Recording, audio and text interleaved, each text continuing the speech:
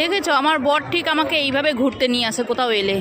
দেখো কি সুন্দর ফোনে ব্যস্ত, আর আমি পেছন পেছন পেছন পেছন ঘুরছি লেজ নাড়িয়ে নাড়িয়ে। আচ্ছা তুমি কি ঘুরতে এসে এই টমেটোই কিনতে পেলে? আজকে বাজার থেকে টমেটোটা কেনা হয়নি। হ্যাঁ, তাই বললাম এখানে আসলাম কিছু তো কিনি, ওই জন্য টমেটোটাই কিনলাম। তা তুমি তো আমাকে এখান থেকে সামোসা, বড়া পাও, চাও, নুডলস, থামস আপ কত খাবার দাবার ছিল কিনে দিতে, জিনিসপত্র ছিল কিনে দিতে, লাস্টে টমেটো। তোমার ওগুলো খাওয়া বারণ না? বাড়িতে অন্তত টমেটোর চাটনি, টমেটো স্যুপ করে খেতে পারবে তুমি।